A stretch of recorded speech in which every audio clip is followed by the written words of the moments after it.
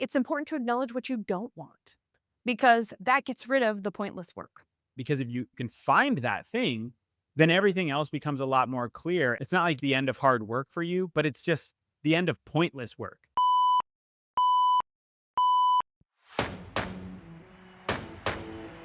Every leader needs a trusted partner for the moments that matter. This Bold Business Podcast conversation is that partnership. Your go-to resource designed to break the inertia and refresh your perspective so you can start making moves. Here is your host, an insightful truth teller who serves as the catalyst for getting the right work done and who asks the questions that truly matter. Jess Dewell. Today on the Bold Business Podcast, you're going to hear me talk with Dr. Apollo Emeka. He's known as the big decisions guy. He has a fascinating life. It's a very unique path, and he has achieved the goals that were most important to him, the ones he was willing to commit to. And through the experiences he has had, from not going to school very much, from serving as an FBI intelligence analyst and U.S. Special Forces Green Beret, he is now working with entrepreneurs to grow and scale according to their highest and best dreams. And he actually talks to us about that and his 3-step process in today's conversation. Now, there are 3 things I'm pulling out ahead of time so that you will hear while we're having our conversation. And the first is, it's important to acknowledge what you don't want because that gets rid of the pointless work. The second thing is, just because something is out of our control doesn't mean it is out of our influence.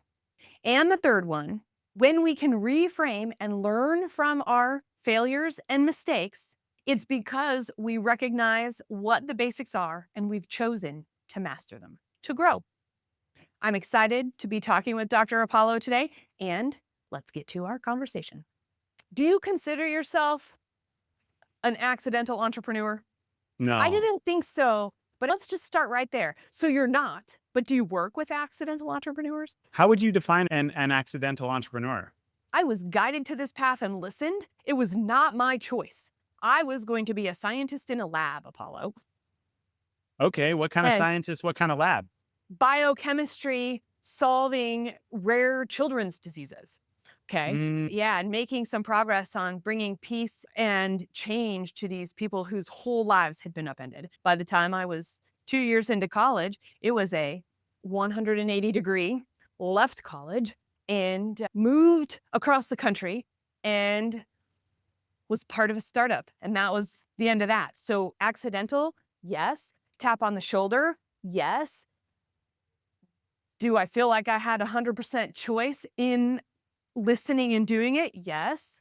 And so maybe accidental there, but I think sometimes accidental is I had a hobby that got real big, or I found myself without a job and had to do something.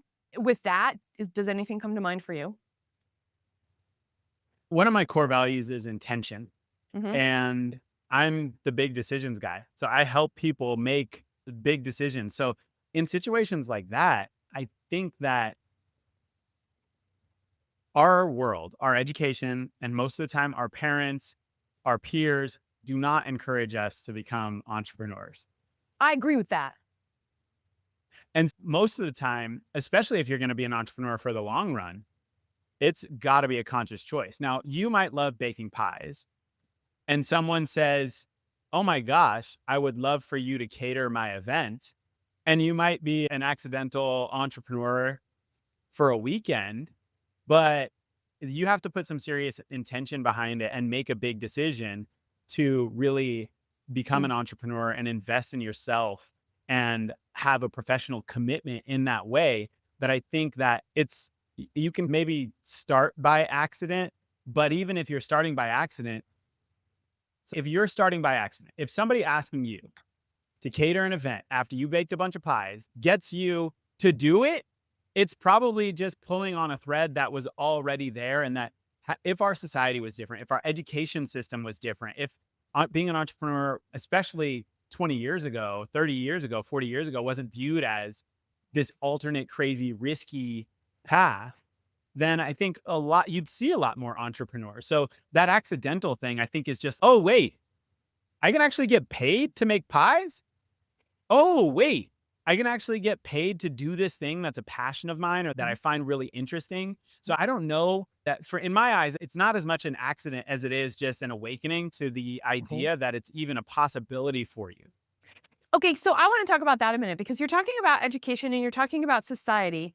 And now I'm thinking about my lineage. I'm thinking about who came before me. Mm, And now I'm curious about you too. If we go back to my parents, both of my parents were raised, get jobs, provide for your family. Neither mhm, one of my parents went to college.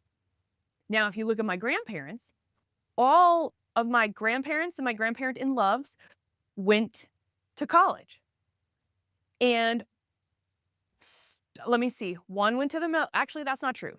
3 of my 4 on my side went to mhm, college, and on the other side, I think all of them went. And mm, so of the ones that went to college, I'm looking at them, most were entrepreneurs. My grandpa was the only one, he was an engineer and he worked for a company. My mm. other grandpa was in the military. My grandmas were teachers, and they did accounting. And then I'm looking at my husband's family, and on their side, one was a plumber, and his dad was Ryan's great grandpa owned a restaurant, right? And so there's entrepreneurship all the way through. And so it's interesting to see maybe we swung the other way for some reason. Yeah, it is interesting. For me, neither of my grandparents on my mom's side went to college. My Yeah. mom went to college, and that's where she actually met my dad. My dad was in the Air Force at the time, and he was stationed in Corvallis. My dad is a black man from the South, Mhm. born in Arkansas, raised in Texas. And my mom was white, born and raised in Central Oregon, and ended up going to college at OSU. And my dad went to Fisk, which is a historically Yeah. black college. At the time, it wasn't historically black, it was just black. He finished at University of Kansas and then went into the Air Force and We have was stationed in We have Corvallis both roots where at he met my KU, mom. by the Oh, way, hey, just there so we you know. go. No, both of my grandpa in love went to KU. Oh, wow. Yeah, he's This 97? Oh, okay. Yeah, no, I was gonna say we have different generations, but all at KU. Not that far off though. My dad is turning 85 next Oh, in April. But yeah, so but both of my parents were entrepreneurs at different points in their lives. yeah. And but I not in a way that I was ever like, this is what I need to do with my life. Right? Because yeah, not it was not, yeah, they weren't, it just was not playing out in ways that I would want to be an entrepreneur. Yeah. I'll say that. That's interesting because you've come back around to it. So, is it because it is in your genes somehow? Is it because you were guided there like I was? Is it, and I'm gonna claim that it could be something else, but for our conversation, I'm just gonna claim I listened to the nudges and okay, there you go. By the way, I think that is intention too, right? If we're willing to Yeah, listen, there is some intention in that. What am I missing? Got it. Let's go take action that way. How do you for think? What sure. do you think about that? Is that part of your process? Is that something that you also do or claim or practice in some way? I had a really massive epiphany last year. I've been doing a lot of work over the last 9 years helping leaders and teams grow and scale as a coach and facilitator. There's so much professional development and personal development stuff out there about optimizing your habits and your mindset and really getting better at doing stuff, getting more disciplined at doing stuff, getting more efficient at doing stuff. I had this epiphany last year that something we don't think a lot about, that leaders don't think a lot about, is what it is that they actually want. I noticed that there is a gap between what most people think they want and what they actually want. The way that I found this out is I started asking people to come into these sessions with me with a list of their goals across Oh, personal and then I would ask them to rate these goals on a fulfillment scale. So we have, I want to run a marathon. I want to make $300,000 next year. I want to go on 3 vacations with my family next year. I want whatever, all of these goals. And a lot mhm. of times people would come in with 10 to 20. And I'd say, okay, we're going to go down the list and we're just going to say, scale of 1 to 10, how fulfilling are these goals to you? Yeah. If you imagine accomplishing them. And so a 1 on this scale is you would feel regret, resent, and drained. So if you imagine accomplishing this thing, you would feel regret, resent, and drained. 10 is you would feel energized, excited, and fulfilled if you imagine accomplishing this thing. And my 7-year-old would be super happy to know that a lot of the answers were a 6 or a 7. 6, 7. So like a lot of people, it averaged out to a 6.5. And so people are coming in, and I started doing these sessions when I figured this out, and people were crying once they realized that, oh my gosh, the thing that I am striving towards is actually, if I imagine accomplishing it, is 1 or 2 points above neutral for me. And some people were finding that running a marathon is a 3 for me, or a 2 even, because I'm going to have to spend all this time. I've had injuries before. I'm nervous about re-injuring myself. And so it's like when they actually imagine doing the thing, Mhm. they're like, oh, I actually don't want this. And so then what I would do is I would take the highest scoring goals that they have. So it's okay, you want to make $300,000 next year. That is a 9 for you. Let's imagine that we hopped on Zoom a year from now and you had made $300,000 and I asked you how it felt and you were like, it's a 2. I'm full of regret and resent. What are the reasons that might be? And so then they start saying, well, if I had to compromise my character to make $300,000, if I had to work 60 or 80-hour weeks to do it, if I had to neglect my family, if I had to. And so then we start getting at the things that people really want. And once you identify what it is that you really want, the habits become easier because you're going after a thing that you don't have to twist your arm to make it happen.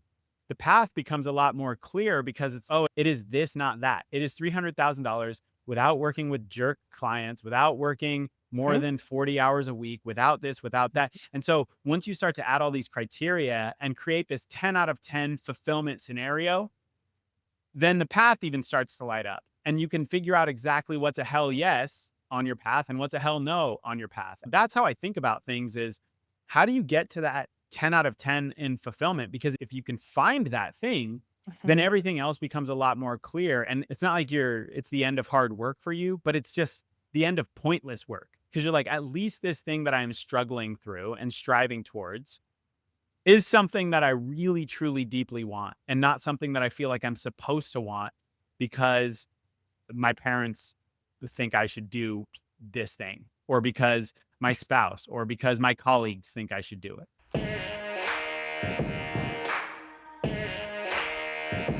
Feeling stuck? Like, what got you here won't get you there. The pressure to grow is on, yet the path isn't clear yet.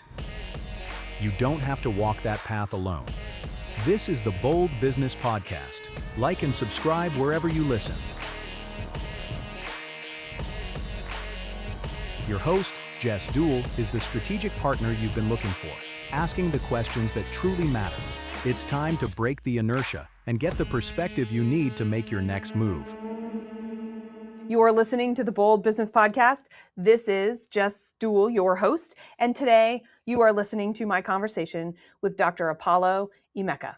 So we're talking a lot about stories. We're talking a lot about things that maybe we think of ourselves or we've accepted from other people or we assume to be the right path because it's the path that we were prepared for.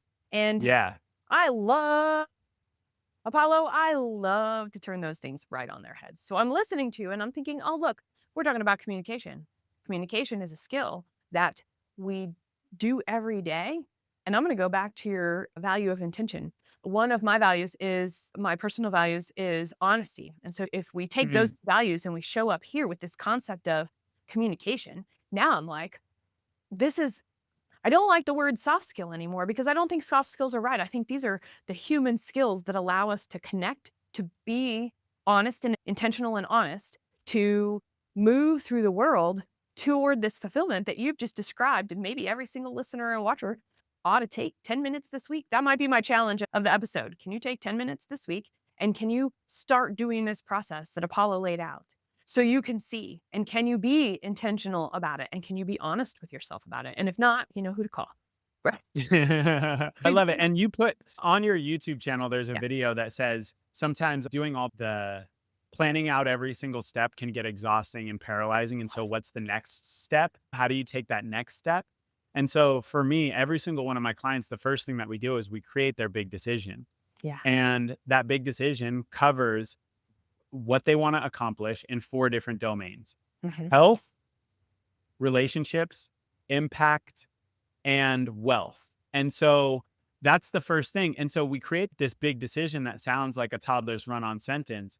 And then when you're starting to think about, okay, what do I do next? It's Mm. what am I going to do that is going to serve this? Now, I work with leaders and teams I call it like broccoli it all the way down, because if broccoli is a fractal, if you pull off a Mhm. stalk of broccoli from a head of broccoli, it looks just like the thing you pulled it off of, right? And so we'll create the big decision, and then we break it down and we say, okay, what are the decisions we need to make to support this? What are the decisions we need to make to support those? But even if you don't do all that, if the only thing that you do is create this beautiful toddler's run on sentence of what you want to achieve in those 4 domains, then you can just take any potential option or activity and you can say, all right, does this thing that's in front of me fill the buckets in my big decision? If it does, yeah, do it. If it Do does it. not, Mhm. do not do it. Even if it sounds like you should do it, it should by someone else's standards. So just leave it alone. So that's the very first step, is creating that big decision of saying what is really going to be a 10 out of 10 for me? What's going to light me up? What's going to feed my soul? And then evaluating all of your activities against that. So I hear that the approach that you are taking is, what do we have? Can we acknowledge it? Can we claim it? Because in those can I, is where the real growth opportunity is, and the real momentum and progress, that's where it will occur. And I heard you say it's not easy. And this concept of communication as a skill of humans, how do we connect? Because as soon as we can connect with somebody else, we can see more than ourselves. And I think that's a big part, because even though all of this amazing work that we have and that is being done that you've described, we still have to relate to others. We're going to rely on others. We're going to ask for help. We're in a world where, if I look at my grandparents and my great grandparents, we were talking about our lineage earlier, Yeah. they did everything in neighborhoods and communities and in groups that they were a part of, and they leaned in on those people. And I actually think that there's something about communication where there's an element of that to bring back to really create that momentum, to understand what's my identity shift of all of the shoulds you were just talking about, to this is who I really am. This is what I really want. Here Yep. is really where I'm going. Most people will say, oh, can't's a bad word. I believe that can is also a bad word. Should and could are all words Mm. that, like, whenever my clients use can or should or could, I have a little buzzer that I'm just like, me, hold on, wait a minute. Because there's only 2 reasons to do something. And can, should, and could aren't in there. It's, do you want to do it or do you need to do it? Do you want to do it or do you need to do it? Mhm. Who cares if you can? Who cares if you should? What does that even mean? Who cares? Could is like even worse than can and should, because it's can, but with conditions. It's like, I can do this, but not yet until I do this other thing. And Mm. then I could do it. Mm. So for me, it's about identifying, is this a thing you want to do? If you don't want to, okay, do you need to do it? Mhm. And if it's neither of those things, then don't do it. And we fill our lives with so much of can, should, and could. And those things just create these sprawling commitments, sprawling paths, sprawling work Mhm. to unfulfilling and poorly defined destinations. So I do not like the word can, Appreciate that. especially when you're talking about your big decision, because if you want to be an entrepreneur who can travel all the time, Mhm. an entrepreneur that operates from all over the world, people introduce can too early. They introduce the feasibility too early. Just sit with it for a second. I'm going to point this out because I'm listening to you and I'm like, oh, this is just not how I work. This is not my workflow. And I appreciate there are a lot of people out there that are. And so embodying this for a minute and trying it on, I'm Yeah. thinking, and in my head, right before you said it, I was like, oh, it's not that they can or can't. It's that it's usually too early. And what did you just say? You just said they introduce it too early. And so I'm a big picture to the little picture. And it sounds like you're the clear picture to the big picture. And it's through motion and action that you're getting to that big picture. Is that a fair thing to say? I think I'm big picture to little picture as well than Could you be, are. because I hear you saying here because you're getting to that one big decision, and that's where I think we overlap. And you're like, "Cool, you've got your big," and I feel like it's almost like the middle way, right? We both work from the big decisions. And you're saying, "Okay, so here we're gonna get really clear on what this is so we can get really clear on what these are." So our broccoli, I really like that Yeah, one. yeah, And so I'm gonna just call it the broccoli the rest of the show. yeah. Broccoli comes into play. And I'm thinking I'm more like the night sky. There are so many stars and galaxies out there that I'm not sure what we're going to need yet. But we're working from this big decision that's very clear. So, what else might help make that? So, it is a different path, even though we're both starting from that clear big decision. Because you're right. I don't want to say that you're not working from the big decision because you are. And I'm thinking, but I'm actually working from context, which is where can comes in a little bit more, even when we agreed that it was too early. Who cares what you can do? If you can do a thing, but the thing you can do is not going to lead you where you want to go, Mhm. it's not a good thing to do, even though you can. Mhm. If you want to go this place and there's something that you currently, quote unquote, can't Yeah. do, Yeah.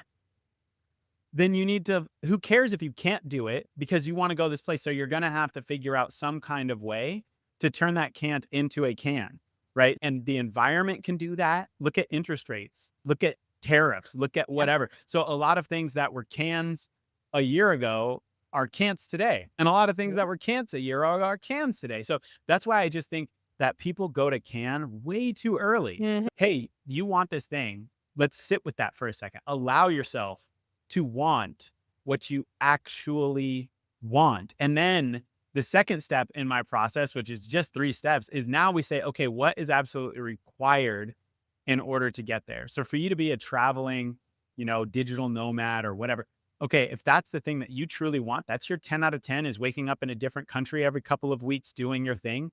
What is absolutely required in order to get there? And this is where we can start thinking about what's feasible or not. But even still, I don't think of it as can or can't. It's what are you willing to do? If you look at the requirements and you're like, too much money, too much time, too much risk, Yep. it's not that you can't do it, Yep. it's that you don't want to. And Yep. that's where, again, it's need or want. So now you're saying, hey, okay, these are the things that I must do if I want to be a digital nomad. I got to deal with visas and passports, and I got to be willing to sleep in 1 bedrooms. And okay, if those are all things that are required for it, and I don't want to do those things, then okay, you're not willing to pay the price in order to get this thing. So now you have to look at the thing and say, do I actually want that? Do I really want to be a digital nomad? Mhm. And have this negotiation with your heart and say, okay.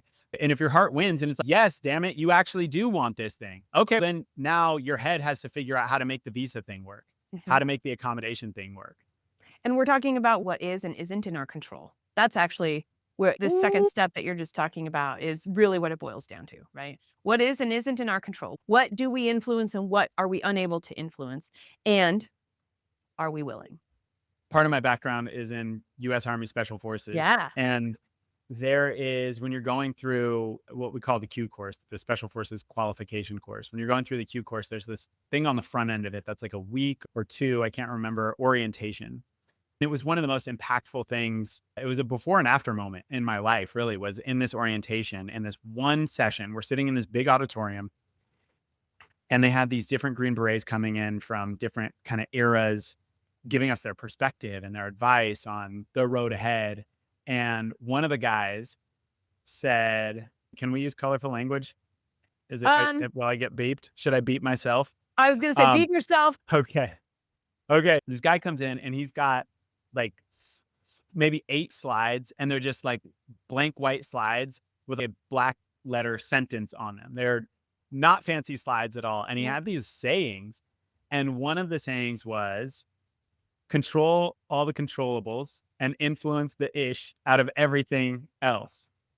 And I was like, wow. And so he was talking about this in the context of being in very dangerous situations Yes. with high degrees of uncertainty. And he's talking about controlling all the controllables and influencing the ish out of everything else. When I started to embody that, not only in the military context, but across my life, it made me realize that. So I would say, okay, is this a thing I can control or is it a thing I need to influence? Hmm. I'm going to say, all right, I need to influence this thing. Whereas before I'd have been like, oh, it's out of my control. Therefore, let me not think about it. But now I'm like, oh, it's out of my control. I have another option. I Yep. can use influence. So let me see influence. And what I started to discover is that things that I was previously clocking as out of control, but then started saying out of my control, then started saying, okay, how do I influence this thing? Uh-huh. I started to realize that the things that I was trying to influence were actually within my control, or my influence was so effective that it might as well have been within my control. And so I think that, yes, so much of this comes down to control and what you can control and what you think you can control. I think that most people underestimate their ability to control the circumstances surrounding their lives. I'm in agreement with you. What I see in the executive teams that I work with. So sometimes there are people who are companies promote from within.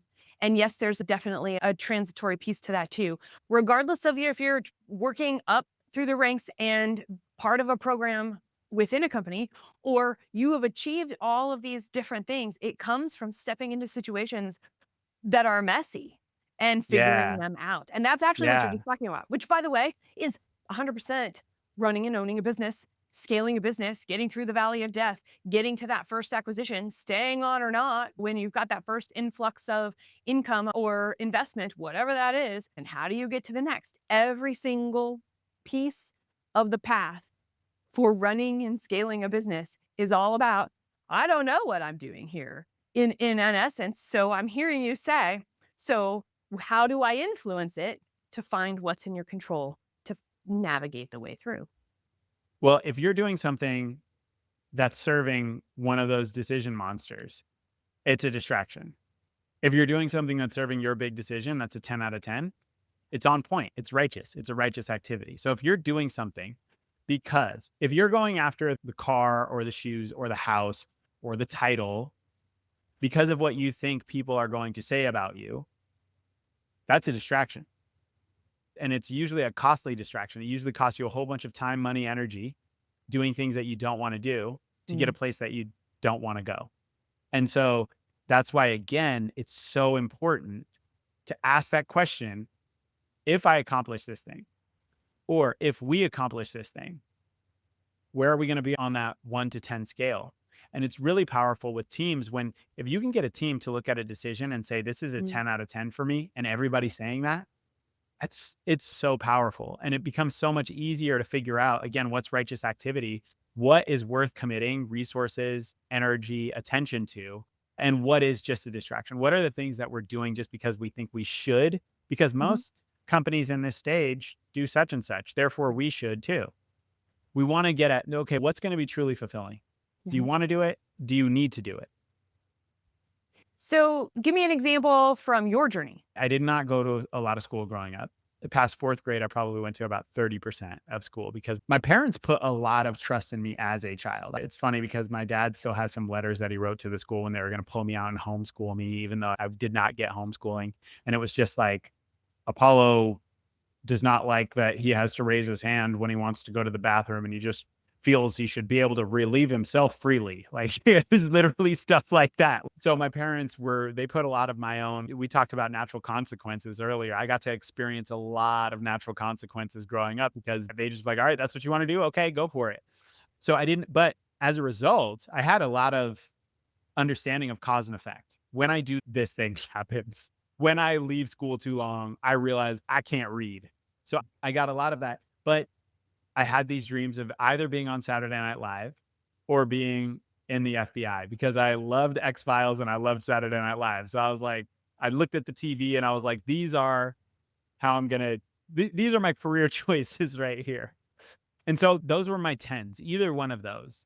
if you had asked me when I was between the ages of 13 and 25, I'd have been like, yeah, my 10 out of 10 is the FBI or Saturday Night Live. And Uh-huh. so I didn't have the discipline or the follow through or the pedigree or any of that. And by the time I was 17, my mom got diagnosed with pancreatic cancer when I was just turned 17 and died 4 months later. So I was really in a tailspin.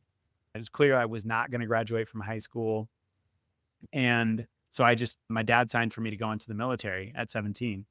And that was the whole reason why I did that, is because I wanted to get into the FBI. Mhm. So I made the decision when I was 17. And I remember the week that I dropped out of high school, I got an FBI recruiter on the phone, which was just like the coolest thing ever. I remember just even calling the FBI in Seattle and being like, "I want to talk to a recruiter, please." And when they answered the phone, they're like, FBI. And I'm like, this is the thing. And I remember telling my cousins and my family and everything, like, I'm going to be in the FBI or I'm going to be on Saturday Night Live. And people laughed at me. People laughed, but I didn't care. I didn't care about the social monster because I was like, I'm not serving you. I don't Yeah. care what you think I can do. Yeah. I don't care, what you believe that I am worthy of. I don't care if you believe of what's possible. It's a thing that I want. So what is required? And so I talked to that recruiter about what was required to be in the FBI, and she told me, and she was like, just finish high school. And I was like, okay, I'm not going to tell you that I just dropped out of high school officially.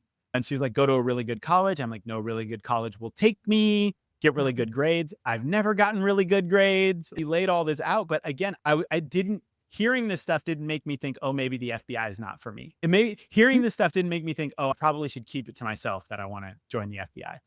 The week after that, after I talked to the FBI recruiter, I saw a military recruiter and I told him, I want to go into the FBI. I just dropped out of high school. And he was like, oh, if you can get into military intelligence, that'll give you a leg up to get in the FBI. I'm like, cool. How do I do that?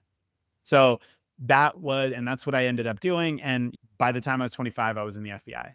I tell you So what, this is an amazing story because I think as you were talking out, I had 4 or 5 of these clear, specific moments show up in my world that were the same. And looking back, it's surprising I didn't listen to one of the monsters that showed up. And I did anyway. So here's challenge number 2. Okay, let me just tell you what right now, Apollo, for our listeners and watchers, I very rarely get one challenge to say, hey, this would be something to do for yourself from this conversation. Now you're getting a second one, and that is look back, re-listen to what Apollo was just sharing in the minutes up to his story, because I bet you there are things in your past you just listened and did, and you didn't take the first answer, and you found the way. exactly. Use that Exactly. for right now to claim what you are and what you have right now so you can keep asking the question and finding the way to your next. Can I share my story with you? What do you think, Apollo? Please, I'll give you a short version. please. I actually don't know if I've ever shared this on the podcast. I was in college to become a biochemist. I was working full time to pay for my way through college because I had loans, but I really didn't want to graduate with loans. So I worked to pay off my loans as I went. Turns out I ended up in a situation where I got to drop out of college and move for a startup. And it was a Mm. no-brainer. But when I told my mom, she drove across the state of Kansas to me the next day to have lunch. Here came my feasibility monster. Here Oh came yeah. my worthiness monster. Here Oh came yeah. definitely the social monster came with friends. And Yeah. she sat me down at lunch and she laid it on. And I don't remember the conversation. I remember going, all I have to do is let her say her piece because my decision is made. Boom. And then she goes, so what are you going to do if it doesn't work? And I said, that would be the worst case scenario. And I'm expecting to be able to come home. And she goes, yeah. I said, so there you go. I'm going to go. If it doesn't work, I'll come home. And I'm saying to myself, not only is this going to work, I'm never coming home. I still go home. I still see my family. So that was one of those moments in my I past love it. where I'm listening to you. I'm like, I had no idea it was that powerful, but it's still stuck with me. So yours sticks with you. And what I've found is that a lot of people have these moments where they've thrown the gauntlet down and in their minds they failed and it wrecked them. Yes. And I think I was talking to a client and he was talking about how many years ago, he worked to turn around this professional services office. And it was for a big company. And they were like, oh, we're going to close that office. And he knew it when he went there. They're like, it was a big Right. company, big Yeah. corporation. And they're like, all right, we're just going to wind that thing down. And you're going to be there when we're winding it down. And I dug my heels in and I was like, no, I'm going to make this thing sing. Mm. I'm going to make this office so profitable and so awesome that they're going to reconsider closing this thing down. And so that was his attitude for like 2 years. And he worked and he worked and he came up with all of these different innovative things and he did boost the performance a ton. And they were like, hey, we told you we were going to close this thing from the start. And they told him that all along as he is bending over backwards to try to keep it open. And they ultimately closed it and he moved on and felt like that was a failure. And at the same time, he'll share with me, there are people who call me from that. That was 15 years ago. And there are people who will find me on Facebook or LinkedIn and say, that was the best work experience that I ever had. We did such awesome work together. But he never found his rhythm after that because he threw the gauntlet down and in his mind, he failed. And I've been trying to reframe with him like, well, you didn't keep the office open, but look at all this impact that you made. Look at the skills that you gained and the process of it. And so had you thrown the gauntlet down again after that, you'd be doing it now with all of this skills and experience and network and people who are backing you up because of it. Right. And so I think that's the thing is, yeah, most people have a gauntlet throwing moment in their lives. And I'm sure that you have ones where you've thrown the gauntlet and failed. Oh, But big turn. I do. But Yeah. for us, it's like, what can I learn from this thing? What's the Yes. feedback? I'm not dead. Yes. So that means I can keep going, right? And so now what do I do? Now what gauntlet do I throw? Do I still really want this thing? Is it still a 10 out of 10 for me? Or am I not willing to learn from and adapt in the ways that are necessary in order to get this thing? Yes. Is my heart really still in it? Or do I need to go look for another gauntlet to throw? If your week feels like you're being pulled from one demand to the next, this is for you. The daily grind is the #1 killer of business instinct, pulling you and your team away from your vision. Reclaim your strategic edge with the Present Retreat. This free guide from Red Direction is a simple, powerful framework to carve out the space you need, to filter out the noise, make the right decisions, and lead with clarity. Visit presentretreat.com. Let's get back to the conversation with Apollo Emeka. The reframes make such a big difference. And here's the thing, maybe somebody's listening and they're in the middle of this failure where they're like, no, I'm just never going to do that again. Or I can't believe I tried that even, or whatever it is. And I hope you can listen to this and reframe. By the way, I love this phrase. I wish I could remember who said it offhand. Hope is a warrior emotion. This works in business as much as it does in any part of life. And I'm thinking about how does that relate to what we're talking about now, Apollo? And I think part of that is what you're saying. What skills do we have? What learnings do we have? What passion do we have? What drive do we have? What commitment do we have? And let's just hope and take action and see what happens. And that there's a warrior element of that for what we're talking about here. Maybe even just the step of reframe is the hope. How do I reframe this and what would happen? And I know this was wood in this, but that's an okay. I think that's okay once in a while to get us out of a place of stuck into a place of momentum and then get rid of it. Yeah. For sure. And wood, it's funny because wood is not on my naughty list. I know it's not on. It's, I remember that's can good. and should and could. Yeah. Those are on my naughty list. There's this book called A More Beautiful Question. And I love this book. And one of the questions that he asks is, how might we?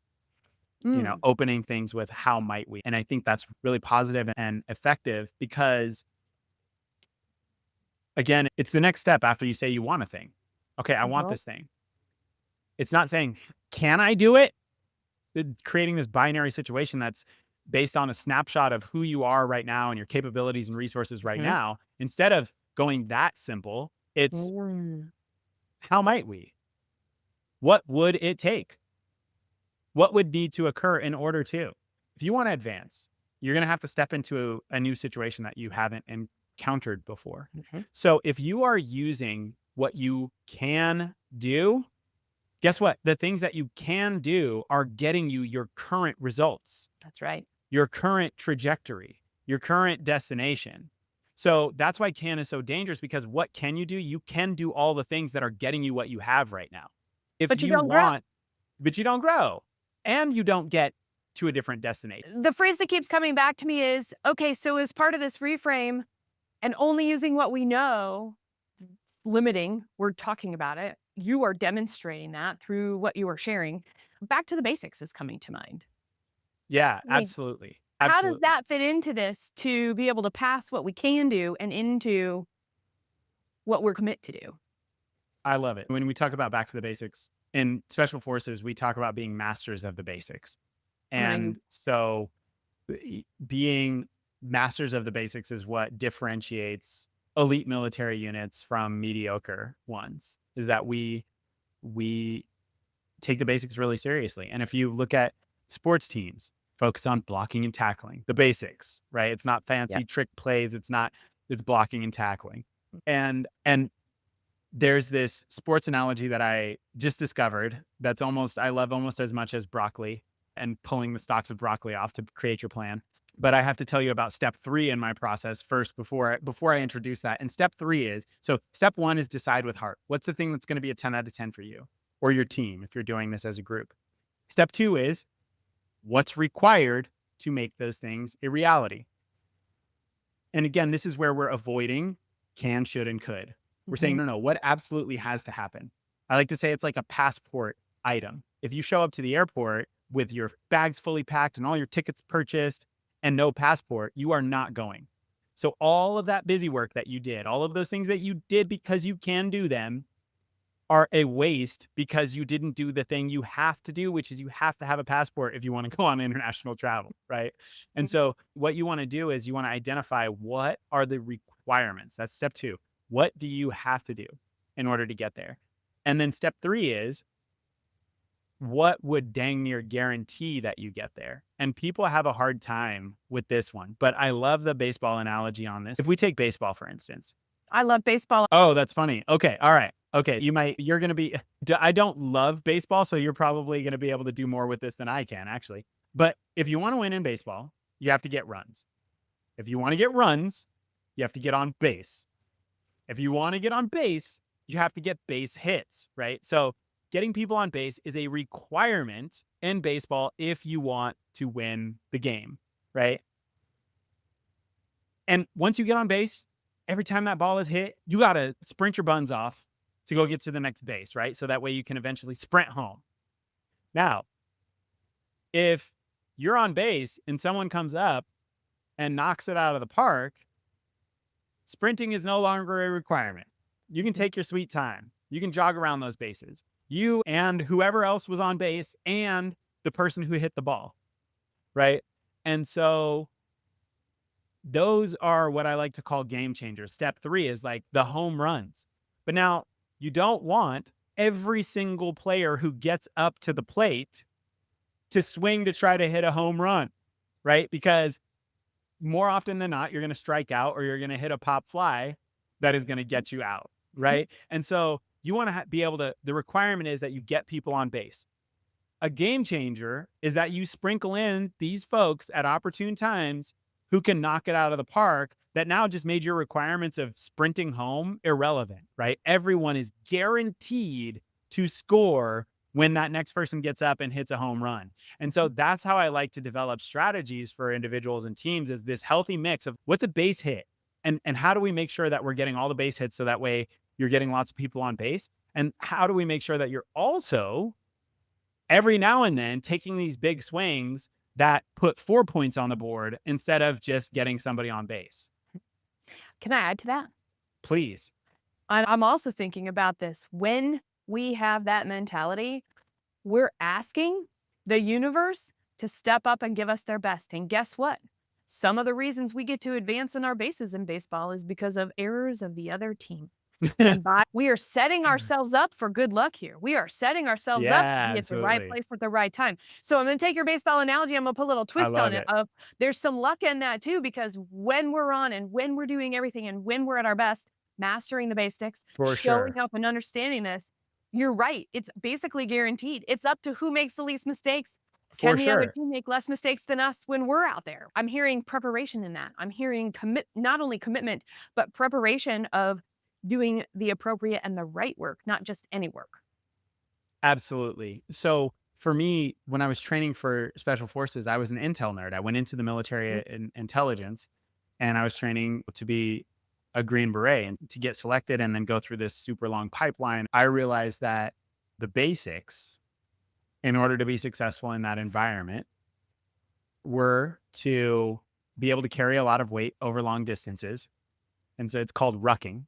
Some Uh-huh. people call it the Yeah. tick, like the tick Okay. on your back. Uh-huh. That's just like sucking the life out of you because all of the activities that you're doing, you've got 40 to 140 pounds on Mhm. your back. And so that's what takes a lot of people out is that they just can't deal with that weight because it's almost like lifting weights while you're trying to Mhm. figure out how to use a radio or perform Mhm. some tactical maneuver or whatever, right? Like you've Mhm. got this extra physical pain that's just nagging. And Mhm. so if that's a problem for you, then everything else is going to be a problem. And the second thing was be a good teammate. And so those were like those were the two things that I focused on throughout my entire time in the training pipeline is be physically strong and be able to carry a heavy ruck for a long time and be a good teammate. And I was an Intel nerd and I finished like valedictorian. I was the distinguished honor grad for my class. The way I found out is they said, hey, they called us all into a room and they're like, yeah, check your paperwork to make sure that it's good before you graduate.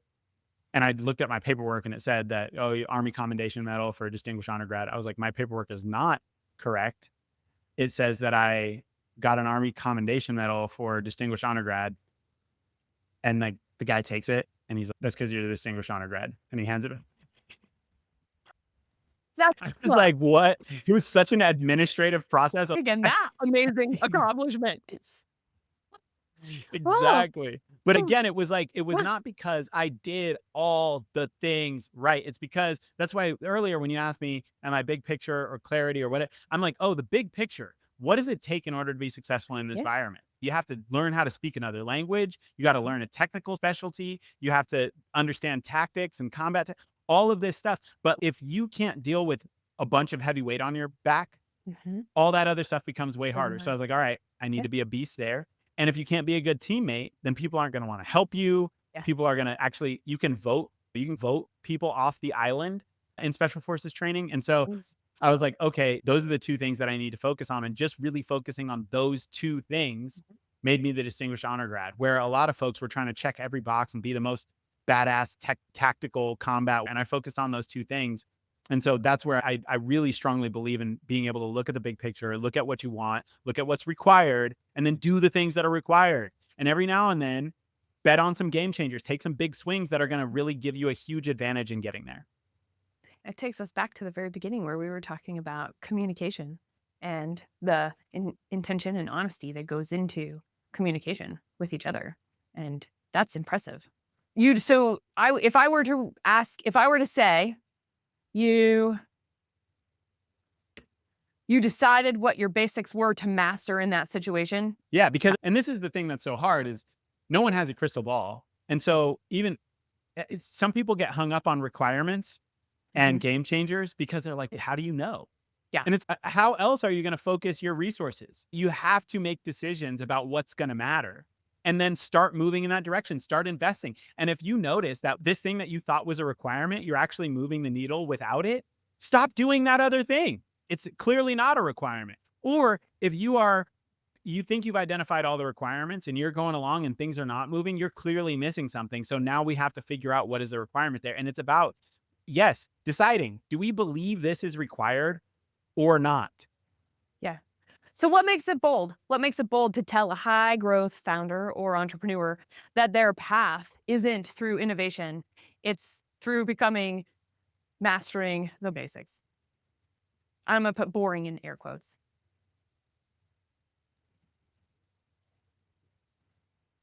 My family recently moved to Panama after never having been here. And I guess we're coming up on a year now. Had never been here before, picked up and moved here. And it has caused a shift in my perception. I'm 41. I'm solidly in my 40s. My body can feel it. My brain's starting to be able to feel it in all the best and worst ways. These quotes about mortality have been standing out to me more in this season of my life, and having young kids and seeing how they approach life. I've been thinking about that a lot. When people are on their deathbeds, they're never like, oh man, if only I had shipped more features. People are thinking about the impact that they had on, if not the world, the people around them. They're thinking about the quality of their relationships. They're thinking about the richness of their experiences. So for me, the bold thing is saying, how fast can I commit to that stuff? How fast can I commit to the stuff that's going to matter when I'm looking back on my life versus market share versus shipping the most best features? We all need to work, right? It's cool to take pride in your profession and to get enjoyment out of vocation. I think the bold thing is to say, how do you do that without being obsessed? How do you do business and be successful in business coming straight from the heart and looking at other people's hearts and enlisting other people's hearts? Because that's how you really build a powerhouse business, a powerhouse organization, is when you're 10 out of 10, other people look at it and they're like, dang, that's inspiring. That I can feel that. That's a 10 out of 10 for me too. And now you've got all these brains working to solve the problems that you care about. So for me, what's bold isn't, oh, cool, we're going to be the number one blah, blah, blah in our space, and we're going to have the most MMR and the most daily active users. All of that stuff is going to be meaningless when you look back on your life. And so those things are means to an end in one bucket of life that matters, which is the wealth component. But what about the health and the relationships and the impact? So to me, what's bold is making a 4-dimensional decision. Like, this is, yeah, I'm going to do this in business and I'm going to accomplish this in business. And I'm also going to accomplish this thing with regards to my relationships, with regards to the impact that I'm going to make on the world, and with regards to my own physical, mental, emotional, spiritual health. That right there is bold.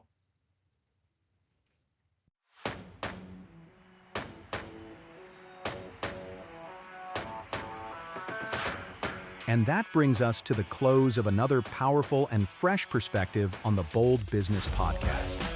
In today's volatile landscape, growth is a double-edged sword. To truly thrive, you must engage with your strategy, not just react to the day-to-day. Without absolute alignment, your company faces a stark choice: outmaneuver or be outmaneuvered, grow or get left behind. Thank you for listening. And a special thanks to the Scott Treatment for technical production.